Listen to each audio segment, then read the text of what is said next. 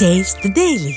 திருவள்ளூர் மாவட்டம் திருத்தணி அருகே 15 வயது சிறுமிக்கு குழந்தை பிறந்த விவகாரத்தில் இளைஞர் போக்சோ வழக்கின் கீழ் பிடிபட்டார்.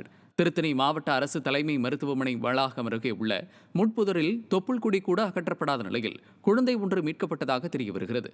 இந்த நிலையில் திருத்தணி அரசு மருத்துவமனையில் இருக்கின்ற கழிவறையில் 15 வயது சிறுமிக்கு குழந்தை பிறந்தது தெரியவந்துள்ளது.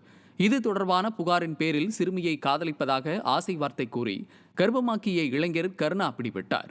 விடியா ஆட்சியில் போக்சோ குற்றங்கள் அதிகரித்திருக்கும் நிலையில் அரசு மருத்துவமனைகளில் சிறுமிகளுக்கு குழந்தை பிறப்பது குறித்த விவரங்கள் பணத்தை பெற்றுக்கொண்டு மூடி மறைக்கப்படுவதாக குற்றச்சாட்டு எழுந்துள்ளது. தூத்துக்குடியில் இணைய வழியில் 1,50,000 ரூபாய் மோசடி செய்த திமுக நிர்வாகி பிடிபட்டார். இணைய வழி வணிகத்தில் முதலீடு செய்தால் அதிக லாபம் பெறலாம் என்பதை நம்பி இளைஞர் ஒருவர் 1,50,000 முதலீடு செய்துள்ளார். இதனையடுத்து பணம் திரும்ப அளிக்கப்படாததை அறிந்த இளைஞர் தான் ஏமாற்றப்பட்டதை உணர்ந்துள்ளார்.